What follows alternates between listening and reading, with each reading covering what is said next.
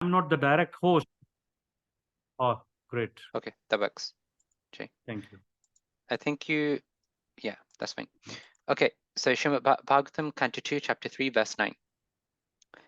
Rajakamo manun devan nirritam tvabicharan yajet kama kamo yajit somam akama purusham param.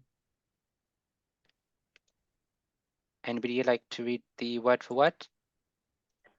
Hare Krishna, Prabhuji. Please can I accept my humble obeisances, O good Prabhupada? Yes, Prabhuji, I may do it. Thank you. Rajya Kamaha, anyone desiring an empire or kingdom. Manun, the Manus, semi-incarnations of God. Devan, demigod. Nivrittim, demons. 2. But Abhicharan, desiring victory over the enemy. Yajet, should worship. Kama Kamaha, one who desires sense gratification. Yajet, should worship.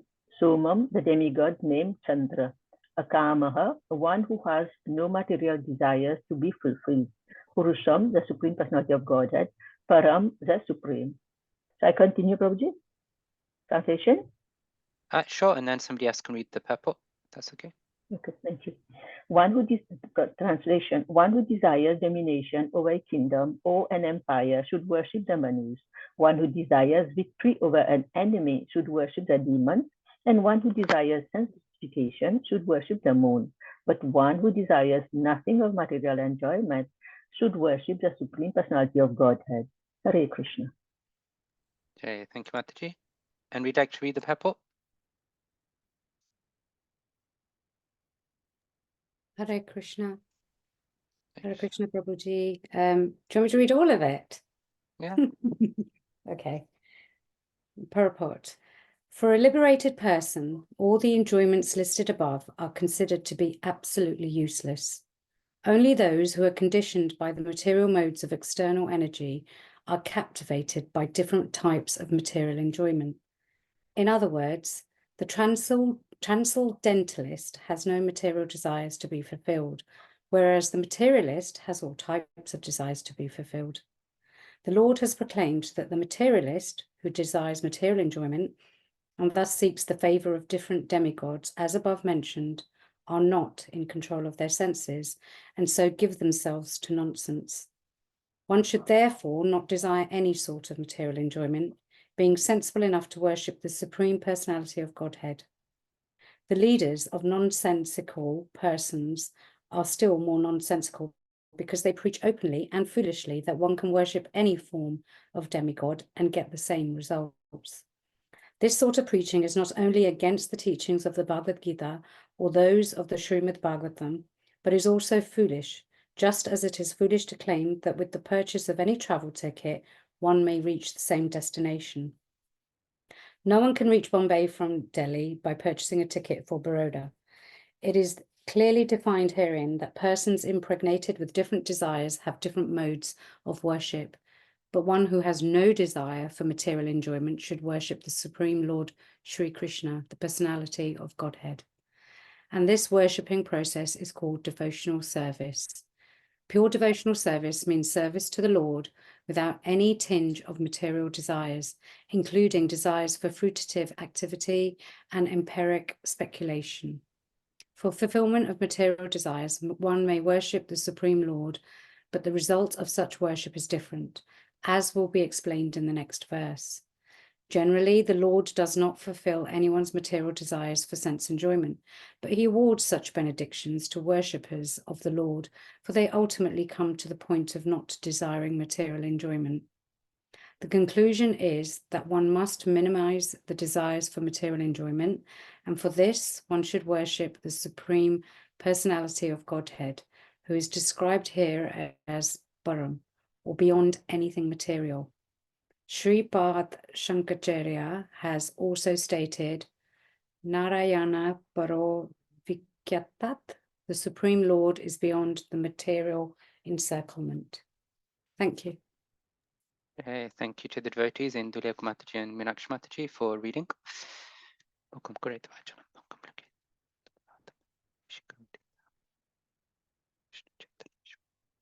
Jay, thank you, Ari Govinda Prabhu, for giving me the opportunity to speak.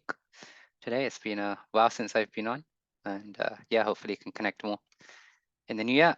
But yeah, please, all the devotees, I pray that I can speak something which is value to all of us, that can transform our hearts, because this verse especially is something that, at least when I was preparing, I was thinking, you know, the chapter is called Change of Heart. Let's try and inspire a change of heart in the devotees as well. So I think the last time that I spoke, we were still on Canto 1, I think. I might be wrong, but yeah. So if we just do a summary of where we've kind of come to, at the end of Canto 1, Parikshit Maharaj, we see Shukdev Goswami came onto the scene, and Parikshit Maharaj was inquiring from Shukdev Goswami about various questions, and two main questions that we always hear about is, what is the duty of a living man, and what is the duty of a dying man? Right? What must a dying man do? And at the very end of Canto 1, Parikshit Maharaj specifically asks the questions, what should a man hear, chant, remember, and worship? And what should he not do? Then at the start of Canto 2, we see that Shukdev Goswami actually glorifies Parikshit Maharaj for these questions. Why? Because these questions open up discussions on transcendental topics, right? They allowed, well, transcendental topics that are beneficial for everyone. And they allowed Shukdev Goswami to then recite the Srimad Bhagavatam, right? The most wonderful Srimad Bhagavatam that we're going through. And even though Shukdev Goswami was already, before reciting the Srimad Bhagavatam, he was already situated in a liberated state. Right? I think most of us know the story, how Shukdev Goswami, as soon as he was born, he left home. But then what brought him back was hearing the two verses from the Srimad Bhagavatam that describe the glorious form of the Lord and also the glorious heart of the Lord. And so the Srimad Bhagavatam is such a literature that a transcendentalist like Shukdev Goswami, somebody who was already liberated, was attracted in his heart and ears. And in chapter 1 of Canto 2, it's mentioned that one who gives honest and complete attention to the Srimad Bhagavatam, then such a person achieves unflinching faith in the Supreme Lord. Just by rapt attention and rapt, being complete, open, honest, and complete in our attention to the Srimad Bhagavatam. Just by hearing the Srimad Bhagavatam, we can attain unflinching faith in the Lord.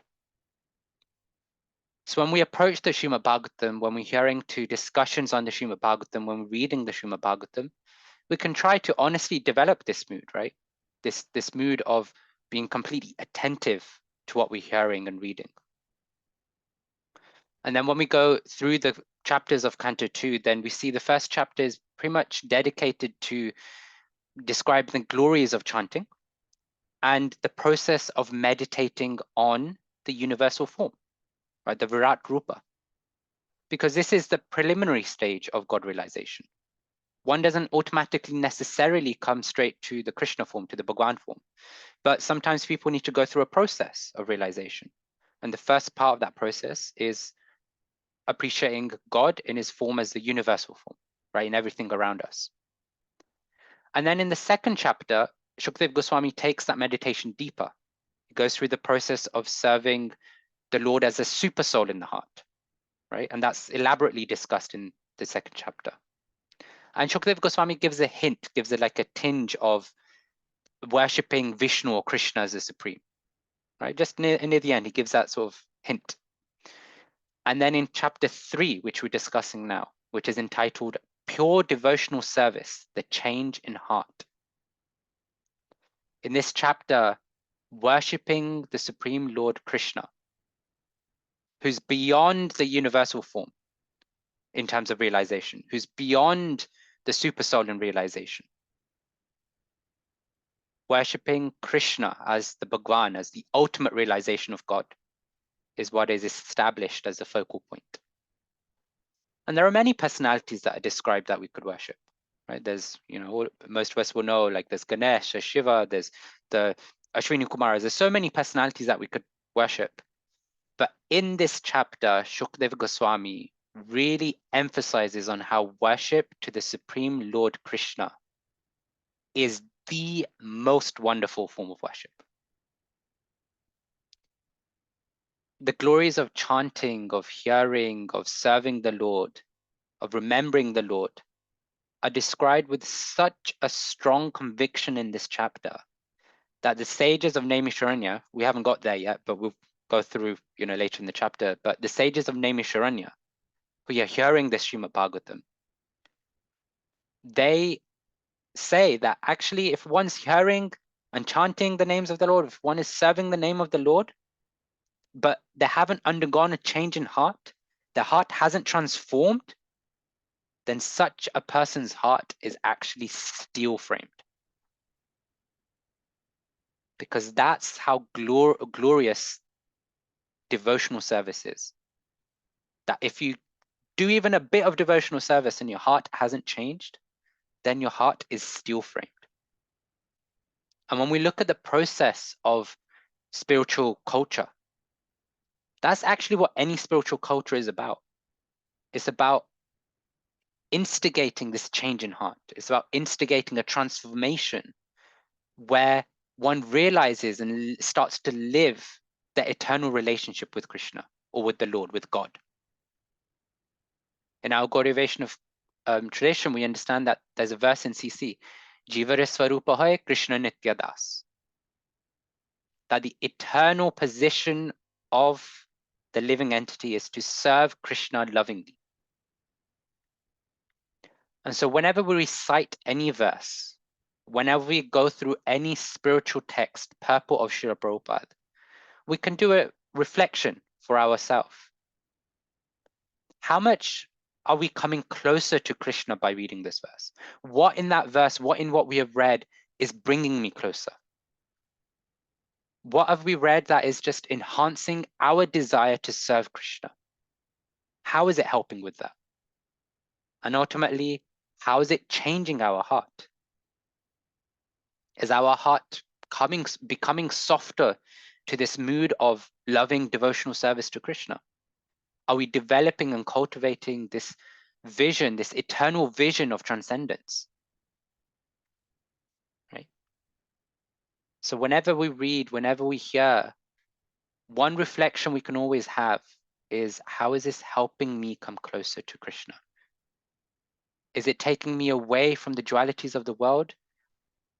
Or is it helping me attach to the lotus feet of Krishna and the wonderful qualities of Krishna and the devotees? Maybe it's doing both, but we can always reflect. So then the first few verses of this chapter, right, different objects of worship are described, right? So, and all based on the different desires we might have.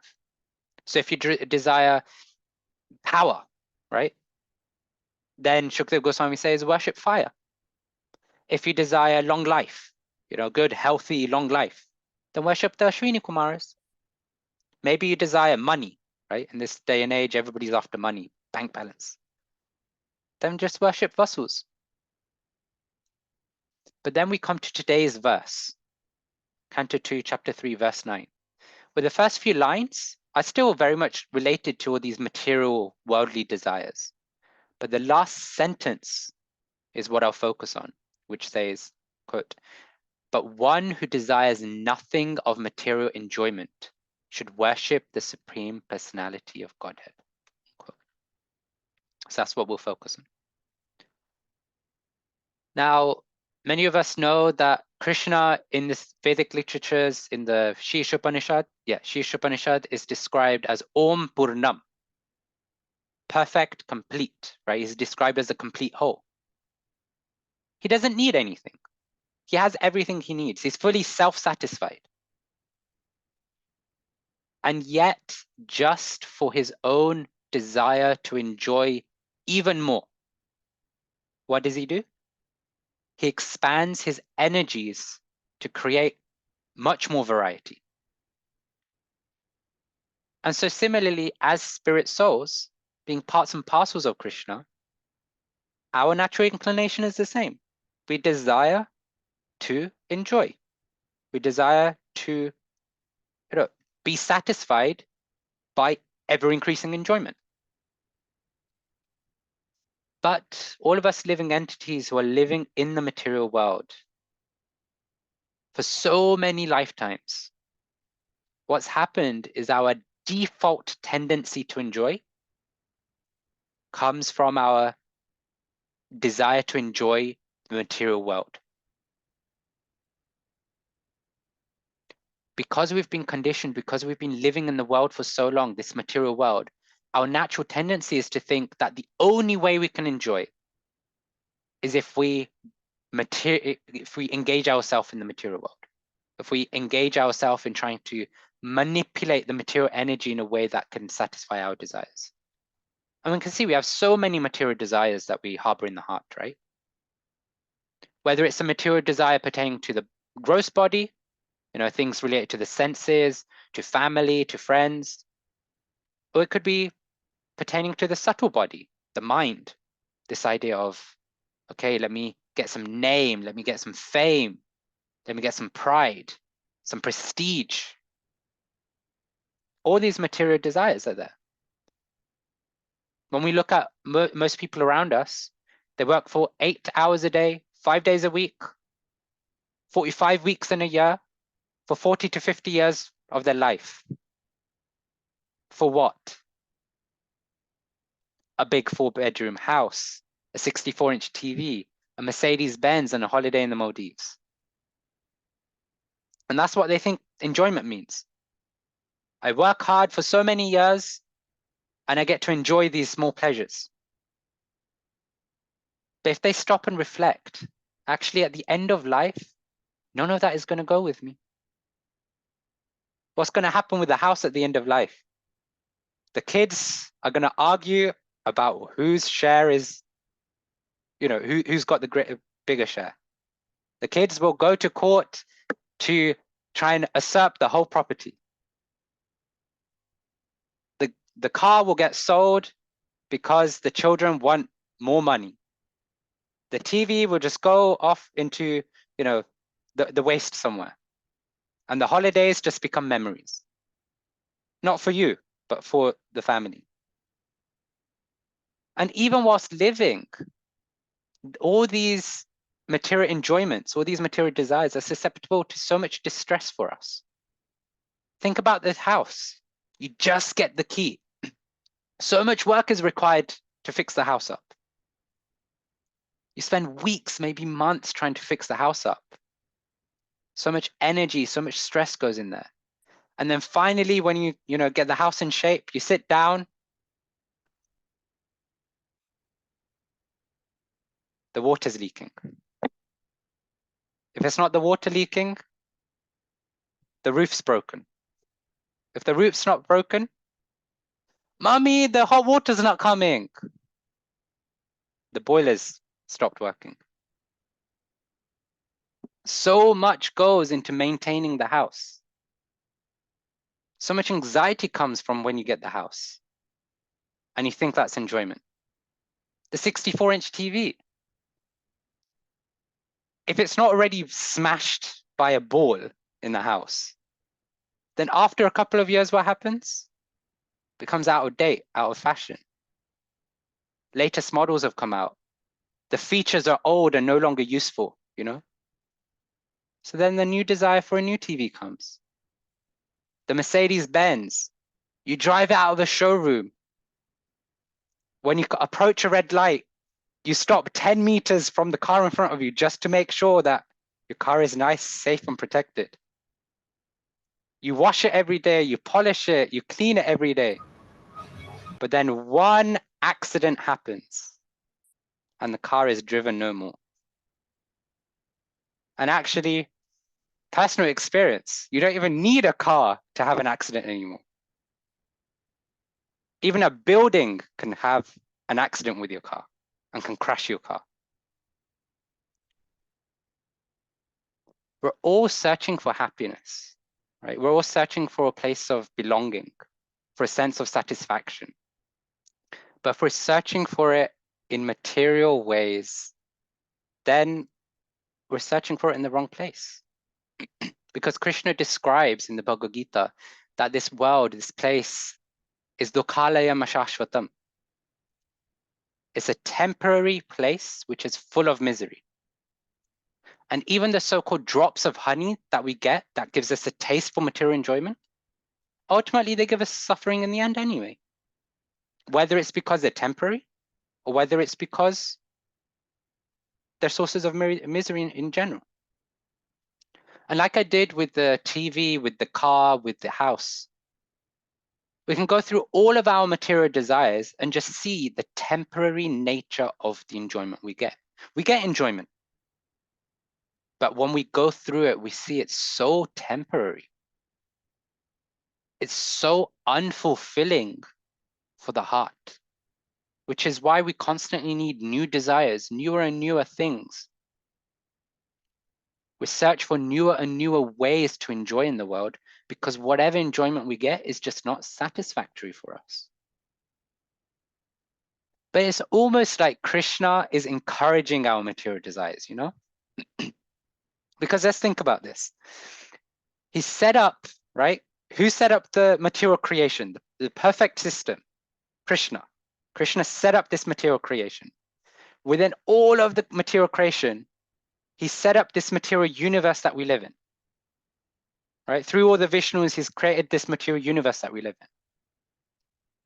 And then within this material universe, he's appointed 33 million demigods to look after and take charge of the different departments of the world. And these demigods, we can go and worship or we can go and approach in order to fulfill our material desires. And not only that, right? Not only has he put these personalities in charge of the different departments, Krishna also says that he inspires the faith to worship them. In the Bhagavad Gita, in chapter 7, he says, Yo yo yam yam tanum bhakta shuddhaya rachitum ichchati tasya tasya chalam shuddham tameva vididhamyaham.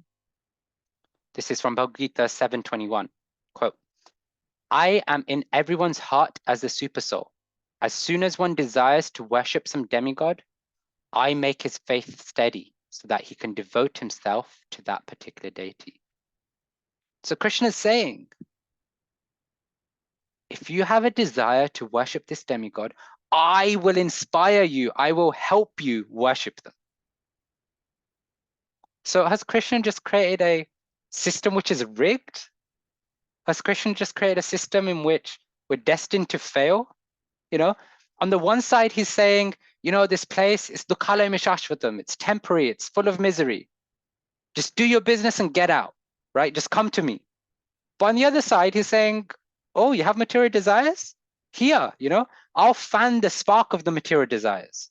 I'll help you come to the demigods. I'll guide you to the demigods so that your desires can be fulfilled. I mean, shouldn't Krishna, we say Krishna is our well-wishing friend, shouldn't he be helping us remove those material desires? Shouldn't be like, Kiran, no, you know, that desire you have, it takes you away from me. So I'm not going to give you anything. I'm not going to help you with anything. You know, I'm just going to guide you to me. But instead he's saying that, oh, Kiran, you have this desire. Okay, here's the demigod. Go worship that demigod and fulfill your desire. But just as Krishna is fully independent, being fully complete, we as his minute parts and parcels, as minute sparks of Krishna, we also have minute independence. Krishna has complete independence because he's the complete whole. But we're minute parts of Krishna, so we also have minute independence. So Krishna provides us with all the facilities for us to experience our independence. I mean, otherwise there's no meaning to the jiva having free will, right?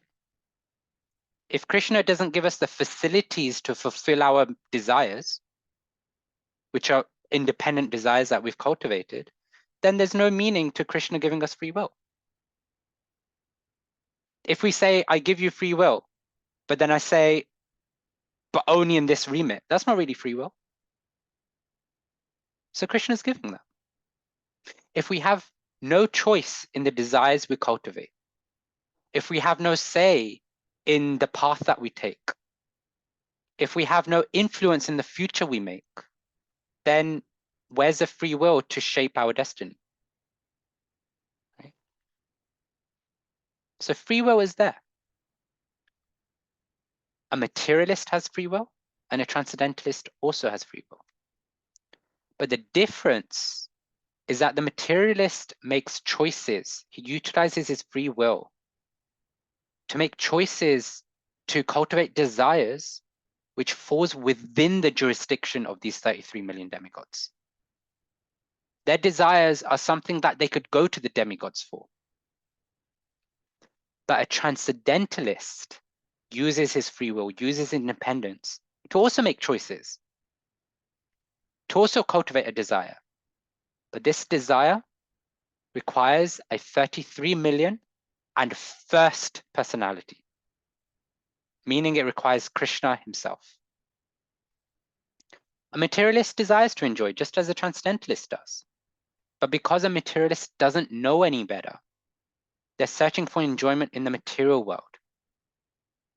And based on the mode of material nature that their faith is in, based on that, they may or may not worship the demigods, right? Like in chapter 17 of the Bhagavad Gita, we hear about how there's worship in the three modes. Somebody, in fact, who is in the mode of goodness in their faith, worships the demigods. Krishna says in Bhagavad Gita chapter 17.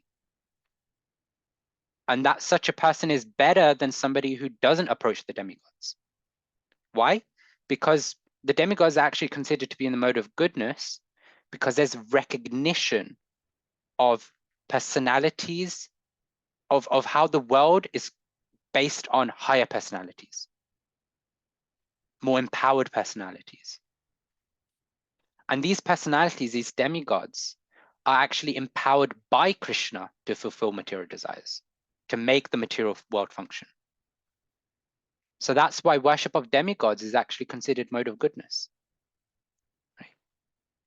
So sometimes we can approach, even family members, say, for of, Indian background even, and we're like, you shouldn't be worshiping demigods, this, that, and the other. But sometimes that can take them away from worship in general.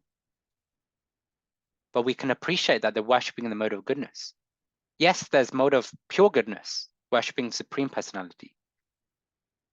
But better than not worship is worshiping demigods, in terms of at least the material modes. So yeah, they may not recognize that the Supreme Personality, Krishna, is the one who is empowering these demigods to provide us with material facilities. But that's still mode of goodness. So where a materialist is looking at the world, trying to enjoy the world because that's all they see, that's all they know, a transcendentalist sees that the enjoyment of the world, yes, there is enjoyment in the world, but it's japala sukha, right? It's flickering in nature. It's flickering happiness. And so instead of looking at the world to enjoy, they're trying to find permanent enjoyment. They're trying to find permanent happiness. And that leads them onto that desire, that leads them onto that search for spirituality. And ultimately, that permanent happiness, that permanent enjoyment, is only available to one who transcends the modes of material nature. What happens when one transcends the modes? Right? In Srimad Bhagavatam, Canto 4, Chapter 3, verse 23, it says, Sattvam Vishuddham Vasudeva Shabditam. Quote, when a man is situated in pure goodness, he worships Vasudev. Right? So when one is in pure goodness, they worship the Lord. They worship the Supreme Personality of Godhead, Krishna. And what does worship mean? It means engaging in the Lord's service. In the purport to that same verse, Srila Prabhupada says, quote, in pure devotional service, one simply serves the Supreme Personality of Godhead as a matter of duty, without reason and without being impeded by material conditions. That is called Shuddha Sattva, or Vasudev. Because in that stage, the Supreme Person, Krishna, is revealed in the heart of the devotee. Unquote. Actually, it's only by the mercy of the pure devotees that one can attain pure devotional service, or come to the stage of Shuddha Sattva, but we won't dwell on that too much right now. But yeah, this idea that when we come to the stage of pure devotional service, then Krishna himself reveals himself in the heart of the devotee. Now, pure devotional service, as we know, is a very high stage, right? In the Bhakti Rasamrita Sindhu, in the Paribhasa Sutra, right? In the summary verse, or the main key verse of Bhakti Rasamrita Sindhu, or Nectar of Devotion, it's mentioned what pure devotional service is, right? Anya bhilashita shunyam jnana karmadyan avitam anukulya nanu krishnanu shilanam bhaktiruttama. Sri Rupa Goswami says, when first class devotional service develops, then three things must go away, right? This idea for material desires, right? Material desires goes away, or it should be devoid of them. Knowledge obtained by different philosophies goes away. And fruit of activities shouldn't be there. And then he says that also the devotee must constantly serve Krishna favorably, just as Krishna desires. And this is a very, very high state, right, that Rupa Goswami is giving. This idea that in pure devotional service, there are no more material desires, there are no material activities. There is not even a desire to cultivate knowledge. It's just acting for Krishna. And that's the idea, that all activities are done for the pleasure of Krishna and nothing else. That's a very, very high state.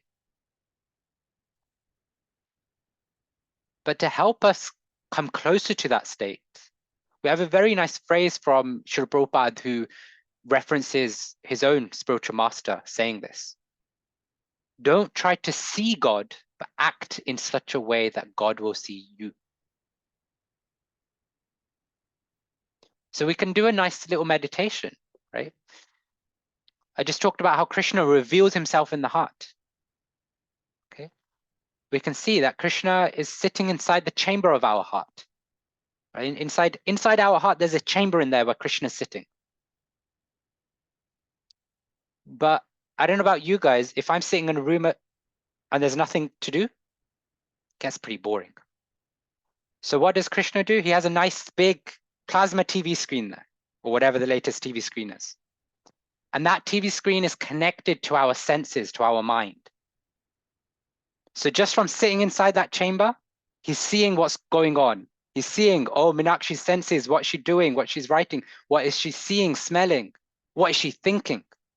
Krishna gets to see all of that just from sitting inside that chamber.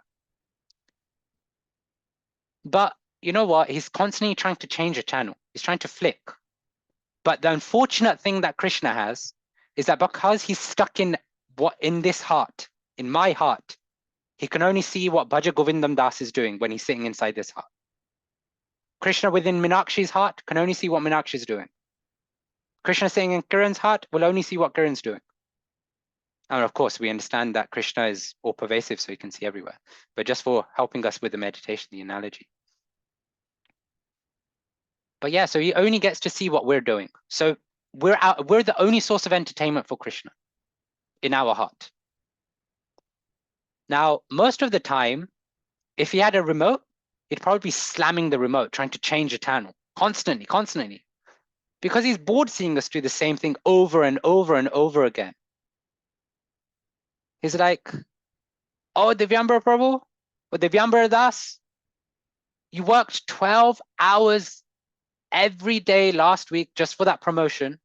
And now you're doing it again. You're trying to work 12 hours a day, trying to get that promotion. Like, come on, haven't you learned your lesson? It's like, Arya Govinda Das,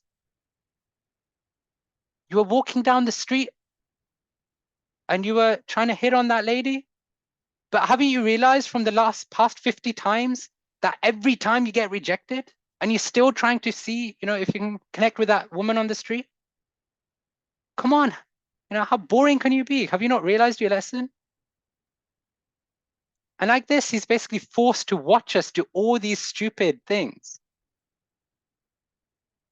Now, I don't know about you guys, but if my life was a Netflix series, I myself would probably get bored of watching myself,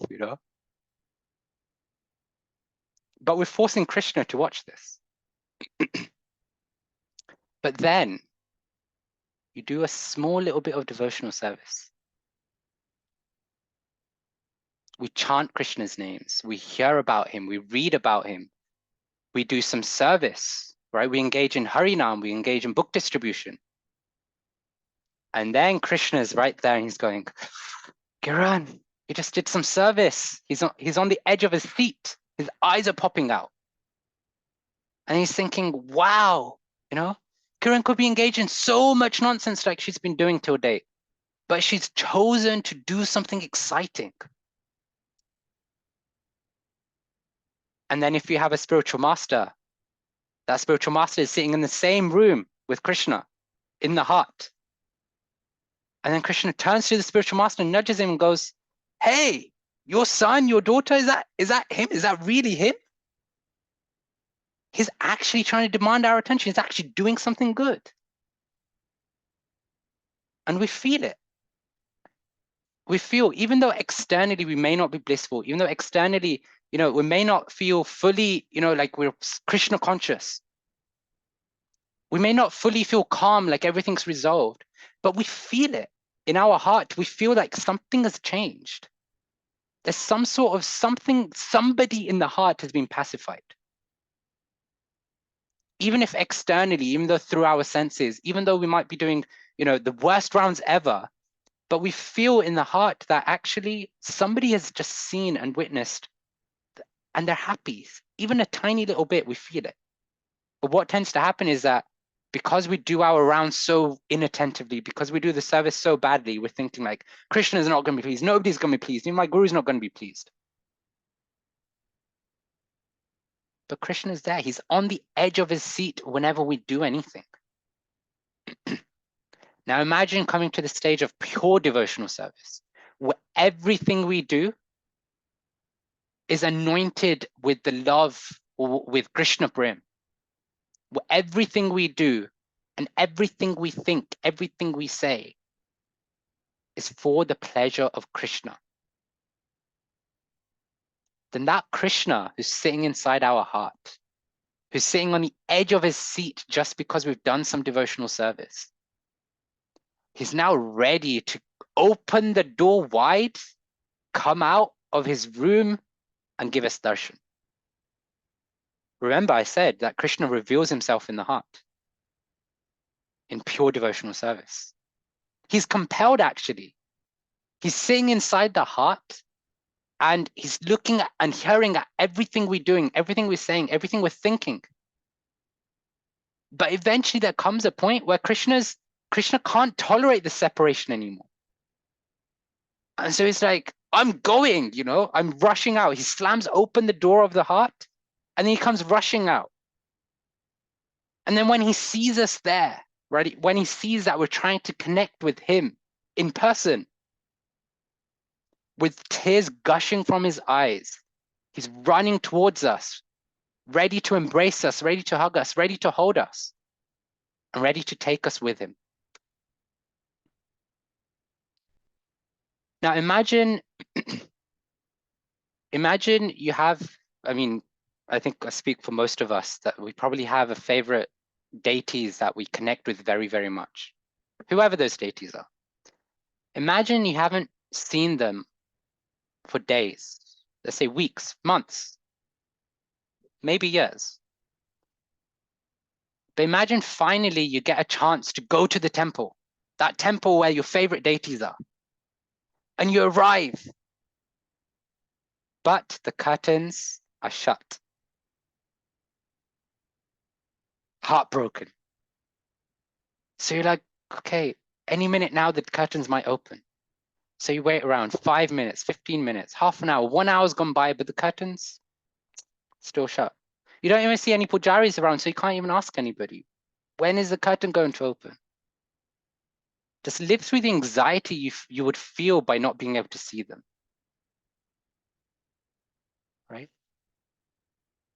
You're there, right? It's been so long and you've made your way to that temple, but you just can't get darshan of the deities because the curtains are closed. But then imagine you hear the conch shell blow. Loud, strong, long. Then the anticipation starts building in the heart, right? Like any moment now, the curtains are going to open. Any moment now, the curtains are going to open. And each moment will feel like 12 years. Because you're like, I know they're going to open. But why isn't it open yet? And then finally, the curtains open. And you get darshan of your deities. Live through that experience. Live through that transcendental joy that you will feel. That words can't actually describe, right? Let's be honest. We can try our best to put words to these sorts of experiences, but we can't. And now imagine that experience multiplied 1,000,000 times for Krishna's darshan in the heart that we've never had experience of. Krishna's saying he's there, he's waiting, he's waiting to give us darshan in the heart. Only time separates us. And the devotional service we do separates us. As devotees, we endeavor in this process of bhakti for so many months, for so many years, some even decades, all in the hope, all with the desire that Krishna will come to see us, or we will get to see Krishna. One day, face to face, Krishna. Prabhupada says it, the acharyas say it, the senior devotees say it, that if we engage sincerely in devotional service, we will see Krishna and Krishna will see us. But can we honestly say that we've done the very best we can to deepen our process of bhakti? Krishna says in the Bhagavad Gita, Ye yatha mam prapadyante tam sateva bhajamyaham. To the degree that we surrender unto Krishna, to the degree that we are ready to serve Krishna, to that degree Krishna will reward us. But how much have we actually given ourselves to the process of bhakti? Can we honestly, heart and hand, say that we've given our all, our very best, our 108% to the process of bhakti?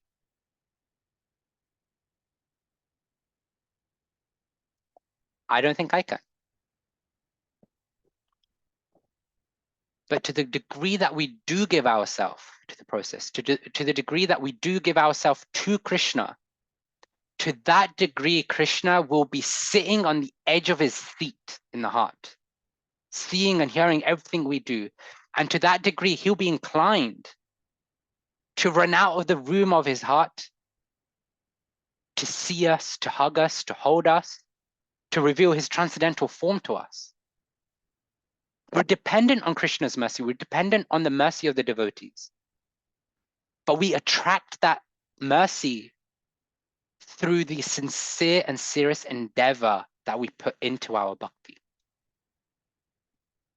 But if we're carrying all these multiple material desires in the heart, and we're trying to act on them, or we're trying to pacify them by engaging in these material desires, then even if we came face to the door of Krishna in the heart, then it's really only us that are blocking Krishna's excitement in opening the door. Krishna might still open the door. He might be very merciful. But if he isn't, then that is only our efforts that are blocking Krishna from opening that door, from being so excited that he just swings open the doors. And therefore, at the end of the purport to today's verse, Canto 2, Chapter 3, Verse 9, Srila Prabhupada says, quote, The conclusion is that one must minimize the desires for material enjoyment. And for this, one should worship the Supreme Personality of Godhead, who is described here as Param, or beyond anything material. Unquote. He says that the path to minimize material desires, which we all need to do, is by maximizing our service to Krishna. The time we have, the energy we have, the consciousness we have, try and engage it in Krishna's service. Vivrena bhakti yogena, right? Engage it in intense service to Krishna. And then Prabhupada says in many, many places that attainment of the perfection of life is guaranteed if we engage in this way. Because there's our endeavor, our effort, our sincerity, our seriousness, coupled with the mercy of the devotees, coupled with the mercy of the spiritual master, coupled with the mercy of Srila Prabhupada, coupled with the mercy of Krishna. So to summarize, we spoke about how the desire to enjoy is actually a natural part of being a part and parcel of Krishna. It's very natural, it's very normal to have desires to enjoy. But because of lifetimes of conditioning, unfortunately, our default desire or our default ways to enjoy are material, which lead to temporary happiness, right? And inevitably, it leads us to suffering.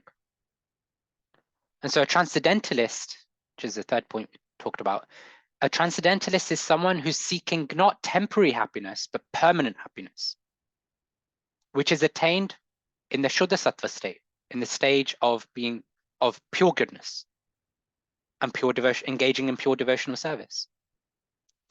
And so the fourth thing, and I guess the most important for all of us, is that as aspiring transcendentalists, Srila Prabhupada, Shukdev Goswami, the Acharyas, they all recommend and desire for us to reduce and minimize our material enjoyment and material desires by engaging in the process of bhakti.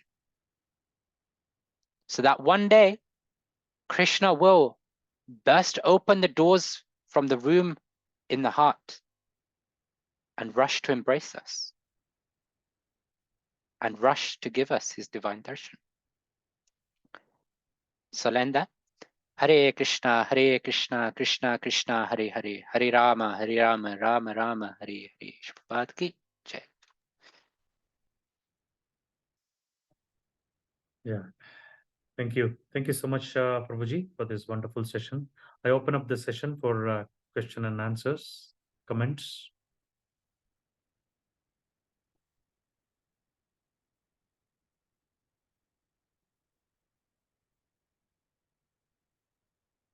Prabhuji, while others are thinking about the questions, I was contemplating when you were describing about the choices. Like basically, a soul has a choice to desire material or spiritual, but also before the choice is made, but he should have the knowledge that he is spiritual, and then he is not material, and then the place for happiness is not material, and then is spiritual.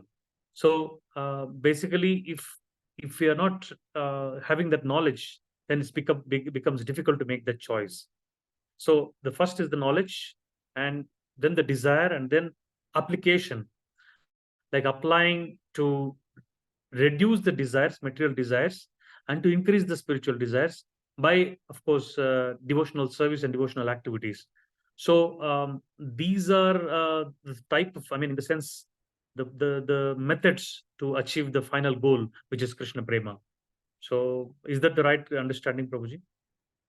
Okay, no, thank you. Thank you. And yeah, I think that's perfect, right? Because how do you know that you need to search for happiness outside of the material nature if you don't know that there is something outside? Whilst you were speaking, a thought that came to mind is the verse in Bhagavad Gita, which talks about how there's 4 people that come to Krishna. The distressed, we can go through them, right? The distressed, the desire of wealth, the one who's searching for knowledge, and the one who knows Krishna, right? Now, when you look at the first two, right, those who are in distress, or those who are looking for money, wealth, we see that they're basically coming to Krishna because they want to get some material stability, material happiness. And if they get it, they might go back. You know, they might come, okay, thank you, Krishna, I got what I needed. I'll go back to my material enjoyment, because they don't have the right knowledge of coming to Krishna. And I guess whoever's speaking tomorrow will probably talk about a few things related to this. If we look at the third one who's searching for truth, this is the first stage of seeking knowledge, right? Because they're looking at the world and going, okay, the world is there, it's nice, but there has to be something more. So they're on a quest to find what that something more is. And such a person might come to Krishna. Hopefully they do. And then that person, depending on how they are, they may be like, okay, cool, it's nice to know that there's something out there, but I'm happy in the temporary pleasures of the world. So they might still come back. But if they're intelligent, they will see, okay, there's something here which can give me permanent happiness. Why should I bother with these temporary pleasures? Let me engross more in that. The aspiring transcendentalist is born, figuratively speaking. But the fourth one who knows Krishna is God, is naturally just engaging, because they're like, okay, Krishna's Bhagwan. There's nothing in material nature anyway, so let me just serve Krishna. So yeah, no, thank you, because knowledge is key. If we don't have the right knowledge to know that there's something beyond the material pleasures, or if we're not seeking for knowledge of something beyond the temporary pleasures, then ultimately we can never come to the stage of realizing that we need to engage in bhakti. So thank you. That's definitely true. Thank you, Prabhuji, for the insights. Hare Krishna, Any other- Prabhuji. Hare Krishna, everyone. Hare Krishna. Thank you, Prabhuji. I'm amazed at you so young age. You're talking so much philosophy, so much examples you are giving about praying to the demigods and praying to Krishna. I hope you take it to your workplace and to your colleagues and to your, if you are a student, to your friends at the university or what. But very nice. When you mentioned few points like sincerity. So if some people may be doing lots of service at the temple, very happy, very puffed up. Yeah, I have got service to do at the manor, I have got service to do at Toronto Temple or Vancouver Temple or Kenya, anywhere. And I have the upper hand, like it happens everywhere. You know that whoever got the power, you don't want to let go. It happens in our ISKCON also. We know that, but let's forget that one. But is that the same as somebody who is doing their little service at home and they know that they have to wake up the deities, give a bath, offer fruits and milk in the morning, offer during the day, and in the evening the same, offer in bed. What is the difference with somebody who's doing the temple service and somebody who's doing the home service? Thank you, Indiluka Mataji. When you ask for the difference, are you just talking from a service perspective or from a mood perspective as well? No, service perspective. Service perspective? Okay, so in reality, there's no difference. See, so you have deities, if you have deities at home, whether it's Gauranatai, Radhakrishna, whoever it is, you're serving them at home.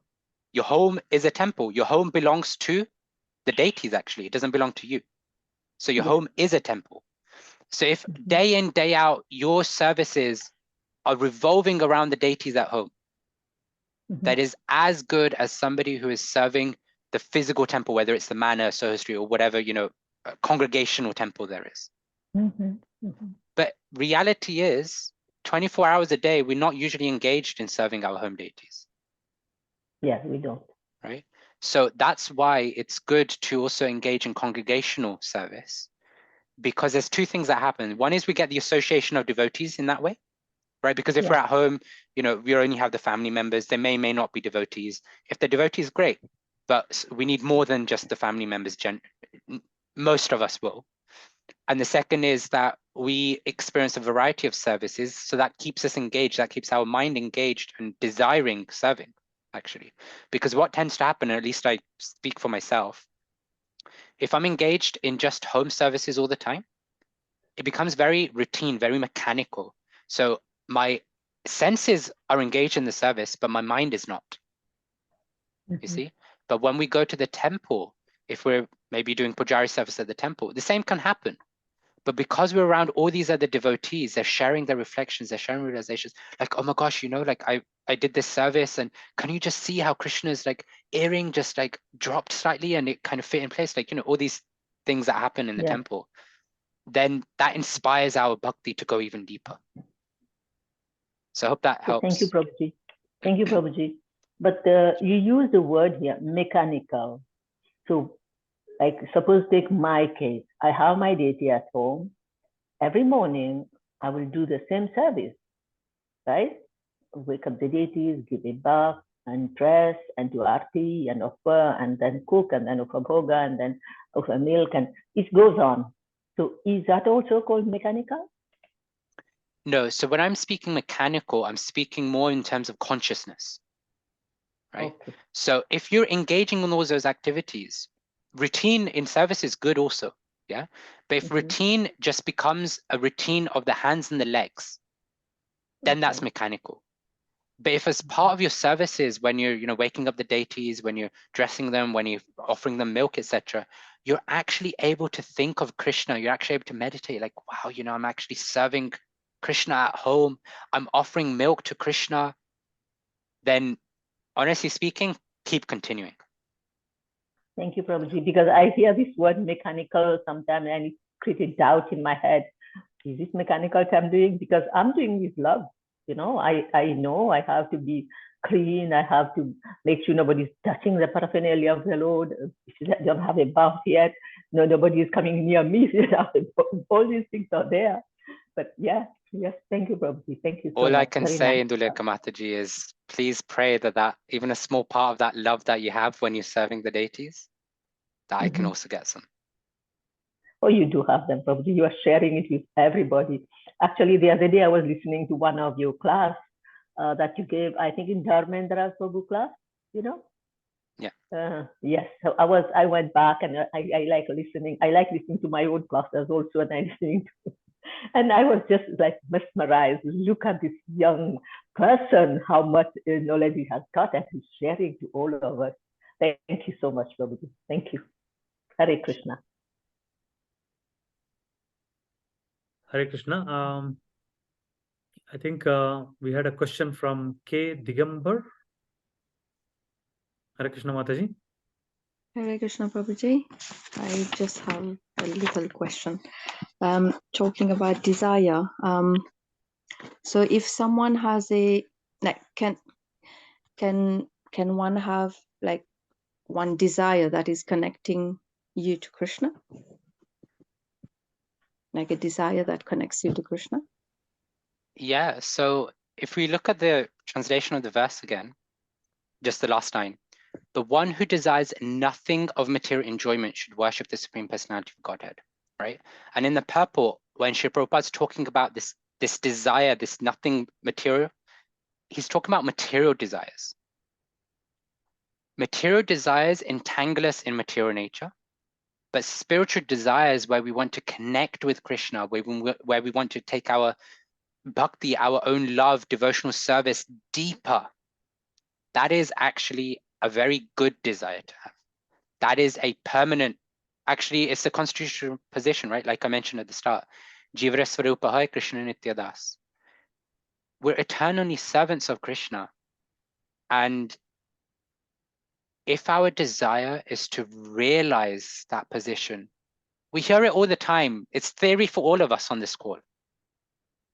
You know, whenever we come across it, we can probably, you know, we probably just read Jivara, and then it's like, oh, I know what Prabhupada's going to say, Jivara Srupaya Krishna Nityadas, right? We know Prabhupada's going to say that. Or whoever, you know, if somebody's sitting on Vyasa, maybe when I started reciting it, all of you were like, oh, okay, Bhaj Govindam Das is going to say, Jiva Swarupa Krishna Nitya Das. Our eternal constitutional position is to serve Krishna, is to be a part and parcel of Krishna. We know it in theory. But if we're desiring to really live it, if we're desiring to really make it our reality, then that is a spiritual desire. And those desires elevate us to the Shuddha Sattva stage, to the pure devotion stage. So yeah, so those desires are good to cultivate. And in fact, sometimes our material situation is such that we feel like this is my desire, but I can't do anything. I've got my kids, I need to look after my kids. I've got to take them to school, I got to dress them, I got to do this, that, and the other. But if that desire is still strong, if that desire is seriously sitting in the heart, then that desire, just the desire itself can purify us. Because we're not desiring to engage in material desires. We're engaging in all our material duties, but in the heart, we're desiring to be with Krishna. Like the gopis, when they were stuck in their homes, you know, not all the gopis could come out to Krishna every single day. Those who came were fortunate, but those who didn't get to go were also fortunate because in their heart, they were cultivating this desire that I've got all these duties to fulfill. I'm not allowed to come out of the house. I can't even see Krishna for one moment. But they're hankering to see Krishna. And so cultivate that hankering in our hearts. And that will purify us. I'll end the answer there. Thank you, Prabhuji.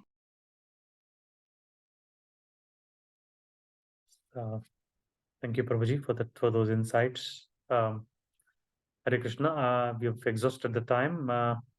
There are no other questions or answers. As there are no questions or comments, sorry.